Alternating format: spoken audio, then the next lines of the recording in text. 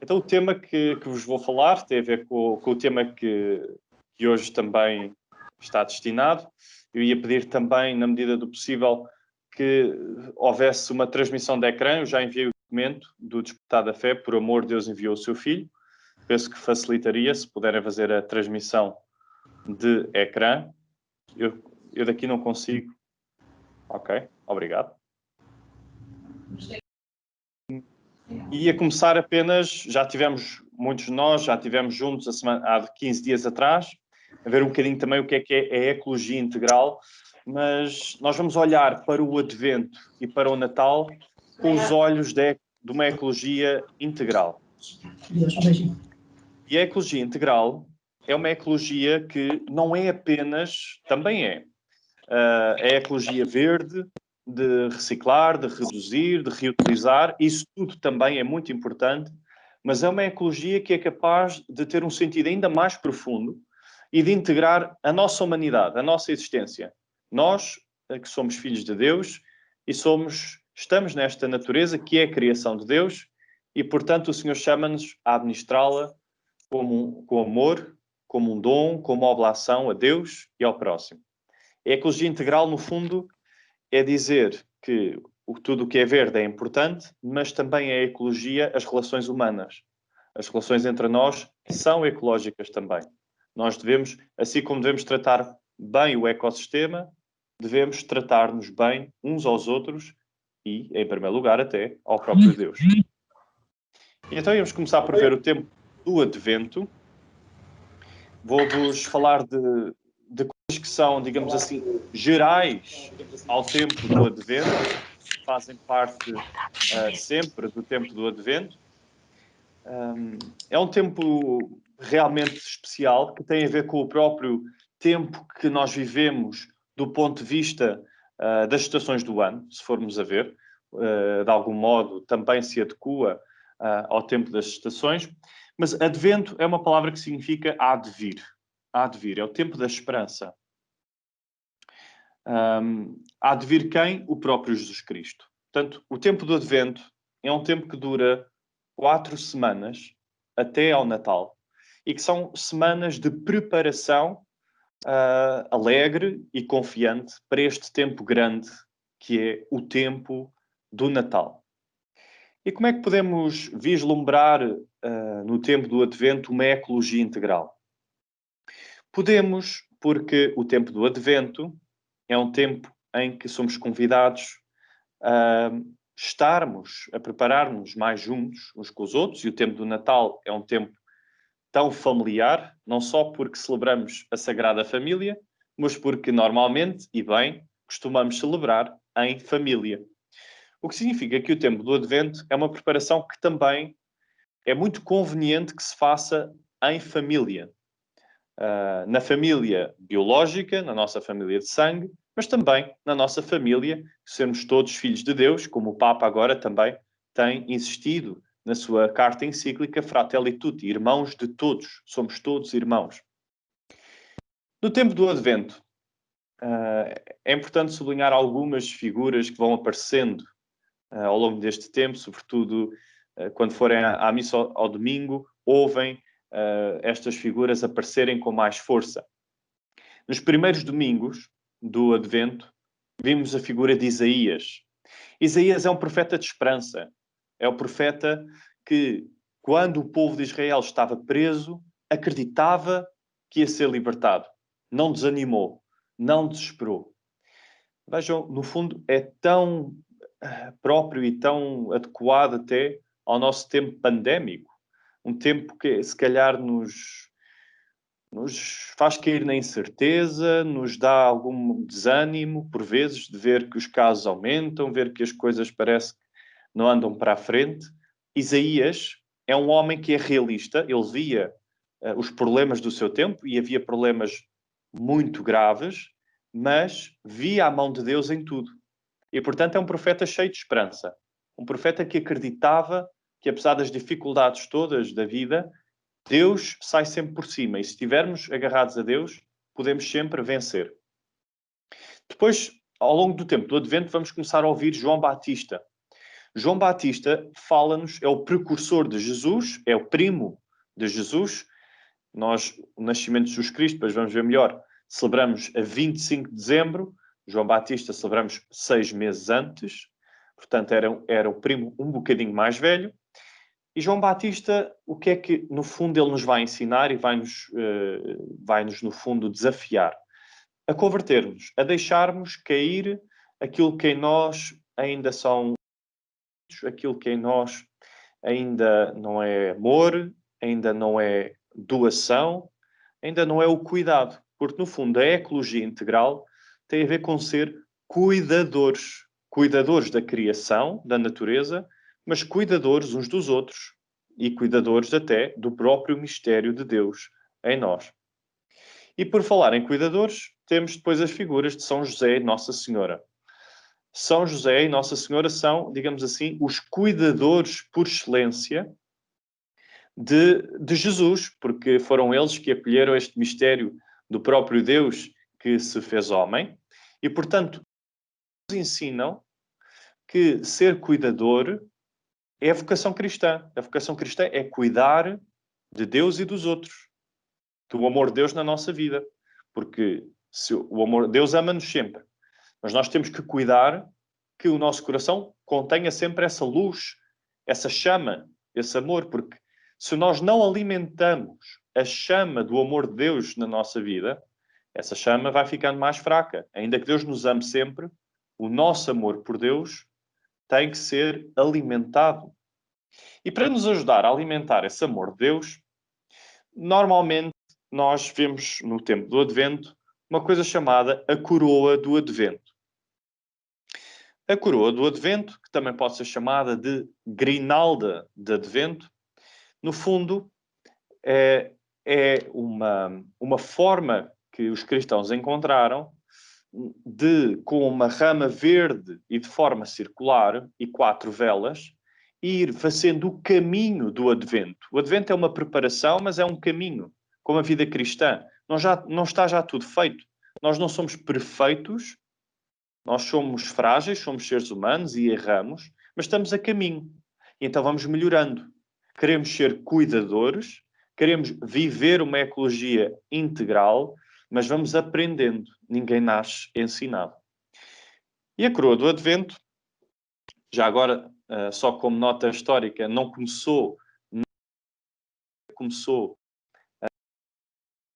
antes e depois foi passando para a Igreja Católica, é apenas uma nota histórica, tanto que na missa, no missal, que digamos assim regula aquilo que acontece na missa, não está lá a coroa de Advento, e muitas vezes nas nossas missas temos uma coroa de Advento, e podemos ter, mas é para vos dizer que a coroa de Advento veio, digamos assim, de um outro meio, mas também ele cristão, do meio protestante, e algumas dimensões da coroa de Advento que são simbólicas e que nos ajudam a entrar no mistério do Advento e também, por isso, no mistério do Natal. Em primeiro lugar, a coroa de Advento tem uma forma circular. O círculo, já na antiguidade, significava a perfeição, algo que nunca acaba. Neste caso, o círculo significa o amor de Deus por nós, a aliança, um amor que não tem fim. O nosso amor, como somos humanos, é um amor limitado. O amor de Deus por nós não tem limites. E é isso, digamos assim, que nos enche de esperança no tempo do Advento, é saber nós somos amados por Deus. Que maravilha! Que maravilha! Depois, usam-se ramas verdes. Estas ramas verdes podem ser de pinheiros, pode ser de outro tipo de árvore ou planta, mas simbolizam a esperança e a vida.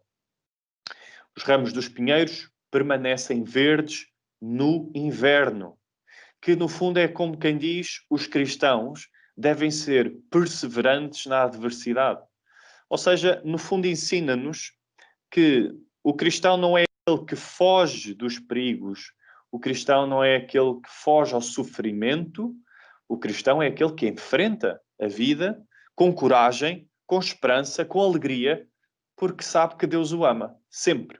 E que Deus nos protege todos os dias, todas as noites, a toda a hora, 24 horas por dia.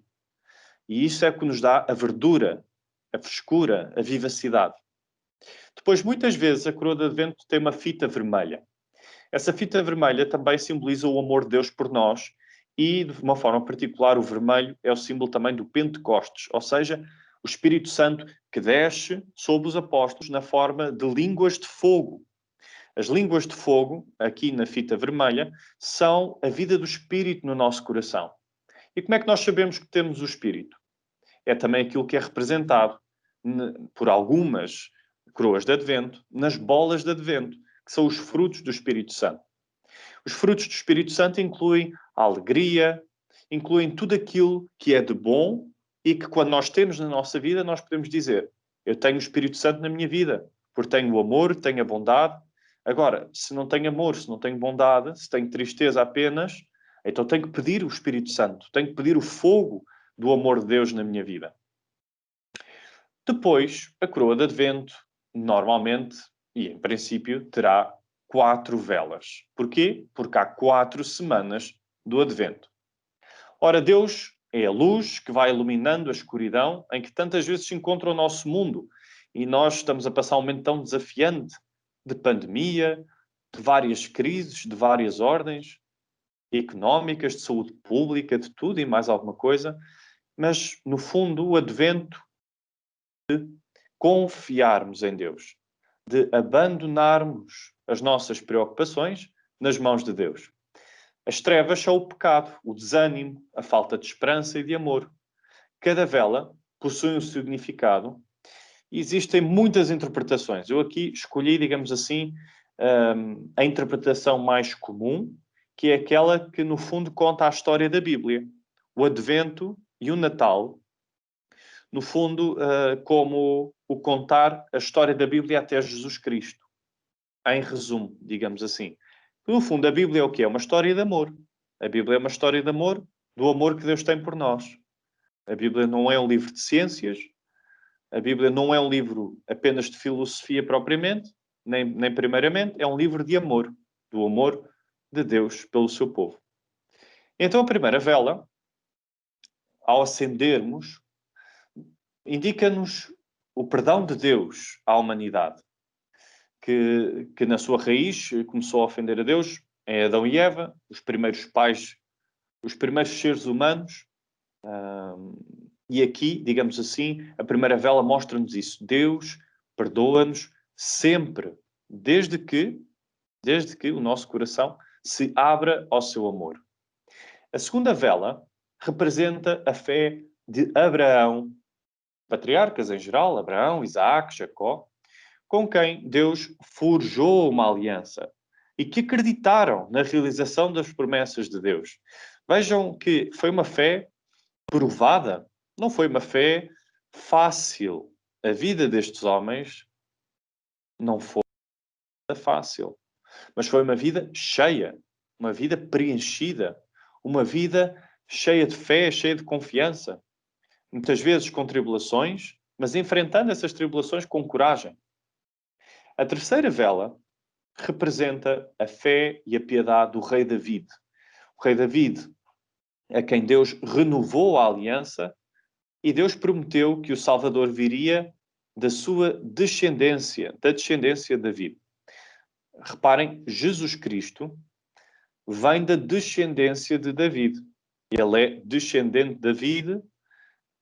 Porquê? Porque Deus tinha escolhido o rei David para ser da sua descendência, da sua casa, que viria um Salvador. E é muito curioso olhar para o rei David, porque o rei David, pronto, não foi a pessoa mais exemplar, vamos pôr assim. Cometeu os seus erros, alguns erros, diríamos, graves. No entanto, o rei David, e por isso acendemos esta vela, ensina-nos a ter esperança na misericórdia de Deus. Apesar de ser pecador e de até ter cometido alguns erros mais pesados, ele arrependeu-se e procurou mudar de vida e procurou corrigir os seus erros. Na salvação. Em Deus, podemos sempre ter esta esperança. A quarta vela significa o anúncio dos profetas. De uma forma particular, já tínhamos visto também, o João Batista. João Batista, que foi... Jesus disse que João Batista era o maior entre os profetas. Porquê? Porque foi aquele que anunciou corretamente e mesmo antecipadamente o próprio Jesus Cristo, o próprio Salvador. E que prepara o caminho do Senhor.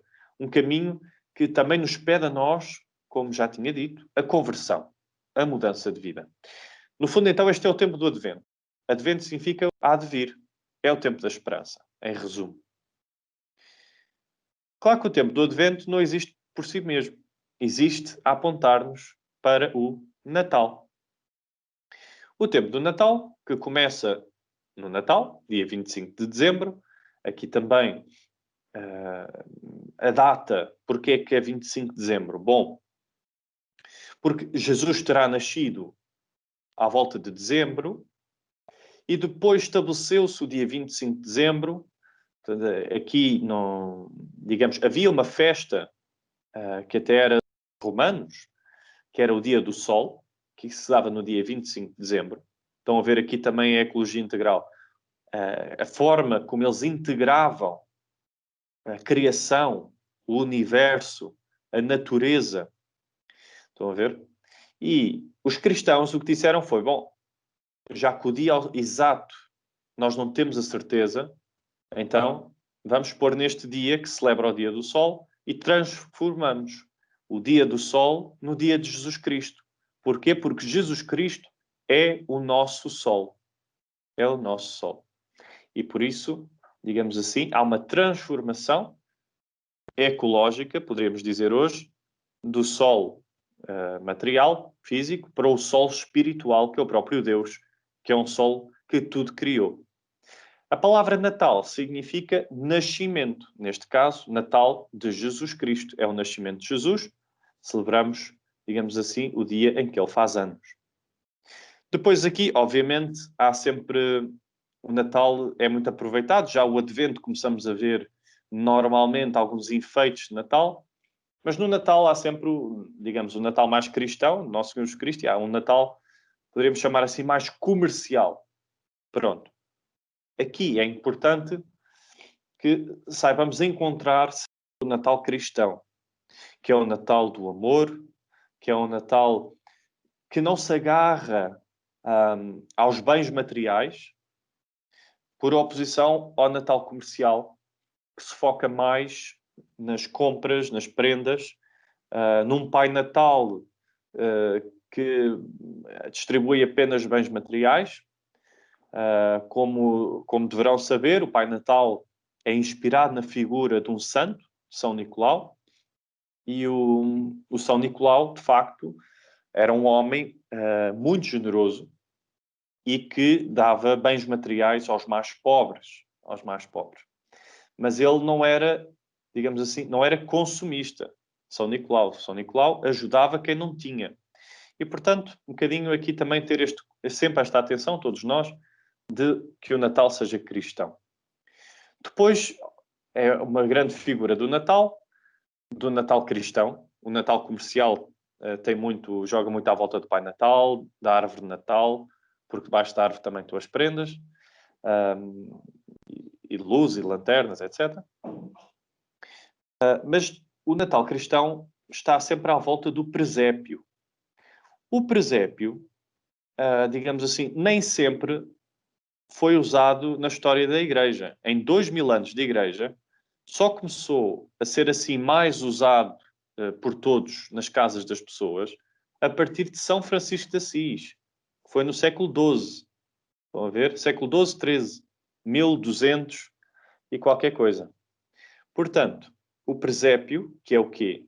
O presépio é a cena do nascimento de Jesus, digamos assim, onde está a Virgem Maria, São José, onde estão os reis magos, os pastores, os anjos, etc.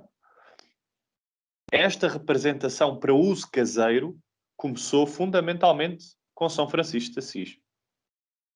Bom, naturalmente, quando vamos analisar as narrativas bíblicas, devemos começar pela Anunciação. Pronto. E quem quiser poderá ver a Anunciação.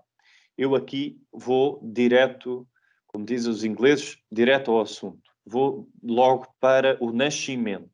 Mas, efetivamente, digamos assim, e se quisermos fazer uma análise do nascimento de Jesus, é importante olhar para a Anunciação, porque é a partir do momento da Anunciação que Cristo vem até ao mundo.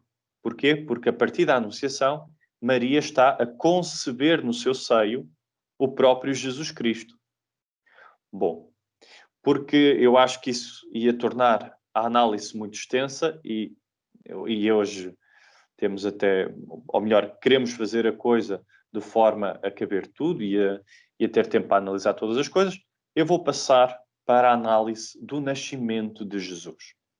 E parte a partir da Bíblia. Nós devemos sempre, quando olhamos para estas coisas, partir da Bíblia. A Bíblia, digamos assim, naturalmente, não, já tinha dito, não é um livro de ciências. No entanto, por exemplo, o evangelista São Lucas era um homem que procurava rigor na história.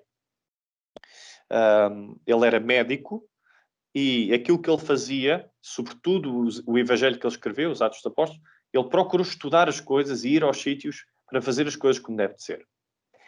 E olhem como é que ele descreve o nascimento de Jesus. Descreve assim: por aqueles dias saiu um édito da parte de César Augusto para ser recenseada toda a terra. Este recenseamento foi o primeiro que se fez, sendo Quirino governador da Síria. Estão a ver aqui este pormenor? O pormenor também, digamos assim, da atenção histórica. Isto não foi... Isto aconteceu mesmo. O que Lucas está-nos a querer dizer é... Porque ele não precisava de pôr isto, mas ele está a dizer... Aconteceu mesmo, era o imperador César Augusto, era o Quirino governador, etc, etc. Todos iam recensear-se, cada qual à sua própria cidade. Também José, deixando a cidade de Nazaré na Galileia, subiu até à Judeia, à cidade de David, chamada Belém, por ser da casa e linhagem de David, a fim de se recensear com Maria, sua esposa, que se encontrava grávida. Estão a ver? Jesus é da descendência de David, da parte de São José. Claro, vamos lá ver uma coisa. Maria era virgem, foi sempre virgem. Ok? No entanto, na cultura judaica, e eu penso que na nossa hoje, São José era visto como um pai adotivo de Jesus. Pronto, não concebeu Jesus porque Maria sempre foi virgem. No entanto, um pai adotivo, na cultura judaica, e espero que na nossa, é um pai verdadeiro. Não há, apesar de não ser biológico, é considerado pai. E, portanto, se é da descendência de David, Jesus, ao adotar Jesus, digamos assim, Jesus torna-se também ele da descendência de David. E quando eles ali se encontravam, completaram-se os dias dela dar à luz. E teve o seu filho primogênito, que envolveu em panos e recostou numa manjedoura. Estão a ver? Onde ele vai parar, vai nascer numa manjedoura. Por não haver lugar para eles na hospedaria. Vejam, digamos assim, o ambiente. Todo este ambiente que a palavra de Deus nos sugere. Hospedarias, andaram de hospedaria em hospedaria, não para Jesus poder nascer e teve que ser numa manjedoura. Na mesma região, encontravam-se uns pastores que pernoitavam nos campos, guardando os seus rebanhos durante a noite. Vejam como São Lucas nos dá esta visão cósmica. A natureza é durante a noite. Há rebanhos, ovelhas nos campos. Vejam como Deus quer a harmonia, a paz do ser humano e da criação. Um anjo do Senhor apareceu-lhes e a glória do Senhor refulgiu em volta deles e tiveram muito medo. O anjo disse-lhes: Não temais, pois anuncio-vos uma grande alegria que se o será para todo o povo. Hoje na cidade de David nasceu-vos um Salvador, que é o Messias, Senhor. Isto vos servirá de sinal. Encontrareis um menino envolto em panos e deitado numa manjedoura. De repente, juntou-se ao anjo uma multidão do exército celeste, louvando a Deus e dizendo glória a Deus nas alturas e paz na terra aos homens do seu agrado. Vejam esta imagem tão forte. Deus quer a paz que há no céu, porque Deus está no céu e, portanto, no céu há só paz, amor, justiça, alegria. É essa paz que Deus quer trazer para a criação, para a natureza, para a vida humana. Uma vida humana que viva em paz e não em guerra e não dividida. Por isso é que a ecologia integral é o cuidado.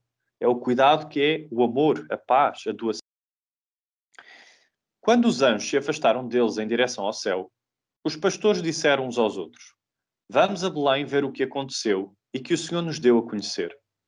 Foram apressadamente e encontraram Maria, José e o menino deitado na manjedoura.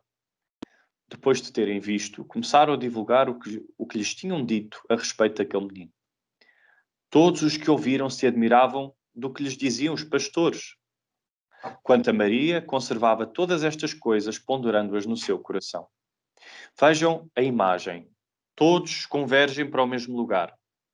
Vejam como isto é, digamos assim, o desejo de Deus. Todos convergirmos, todos caminharmos para Ele.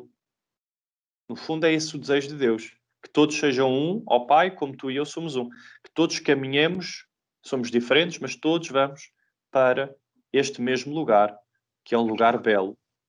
Ou melhor, que Deus transforma em lugar belo. Porque a manjedoura, como sabem, era o estábulo.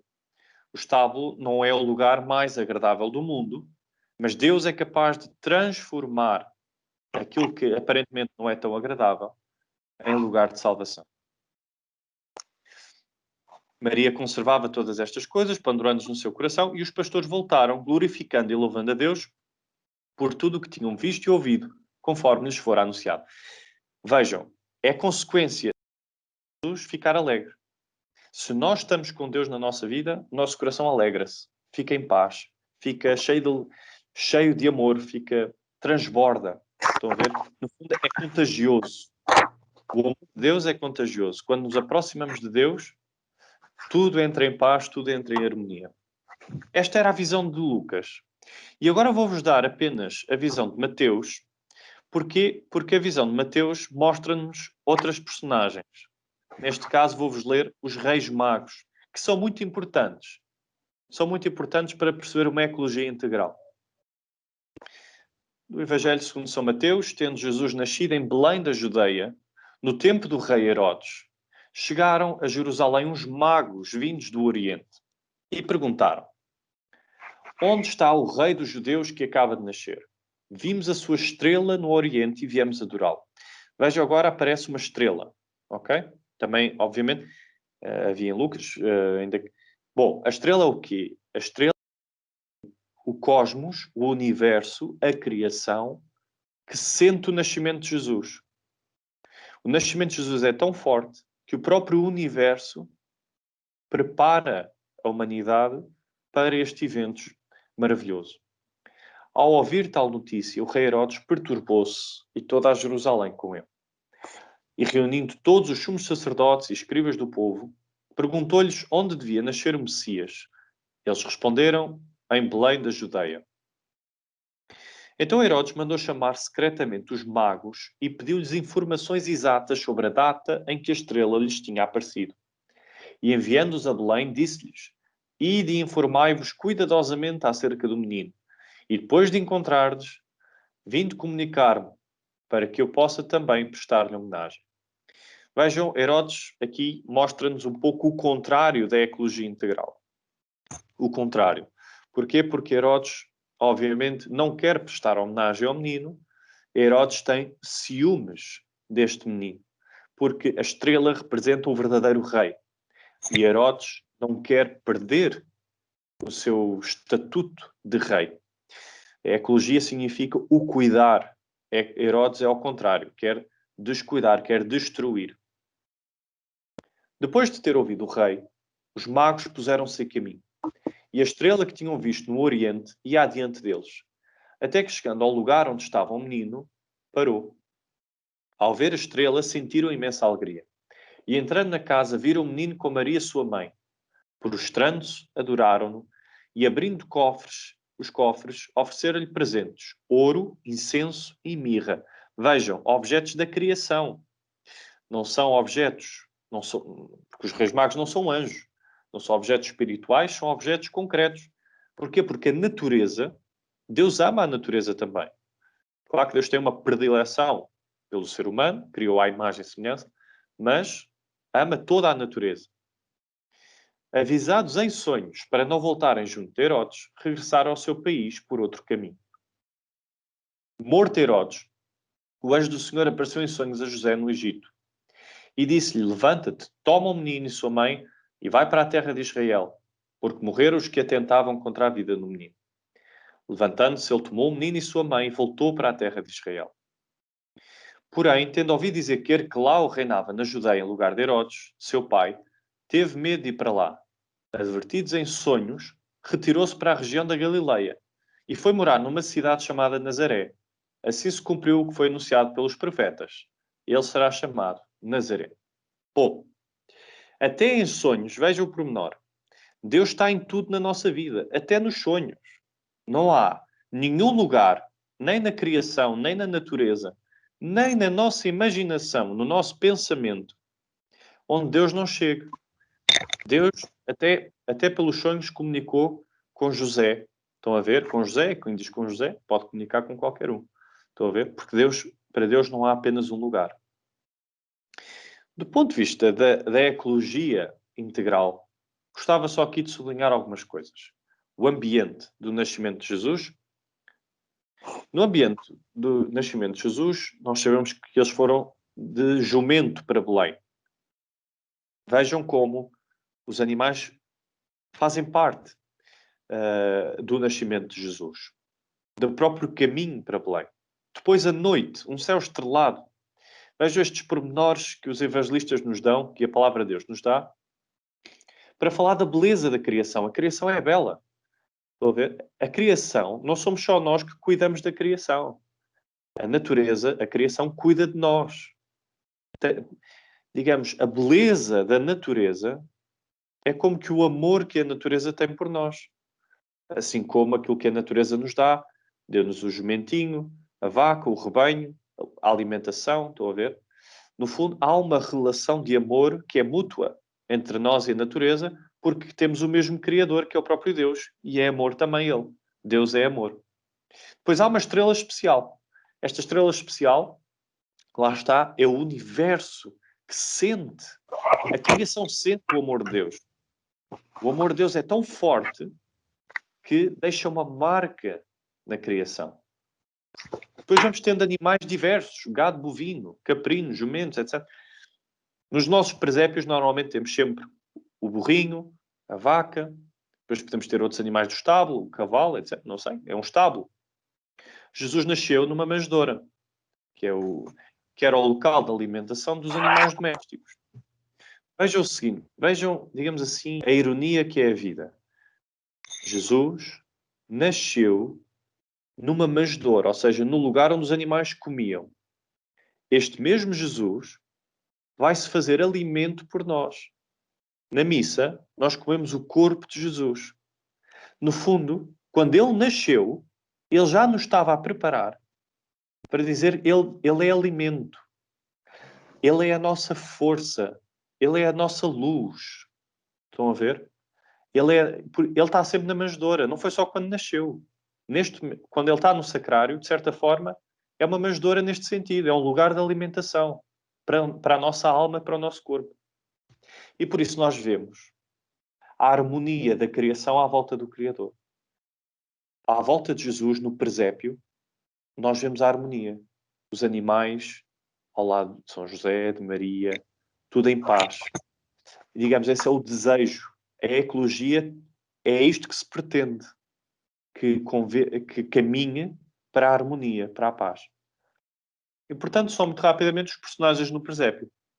Temos a Sagrada Família, naturalmente, Jesus Cristo, São José e a Virgem Maria. Eles são o centro do presépio. Eles são o centro, digamos assim, Jesus é o centro da criação.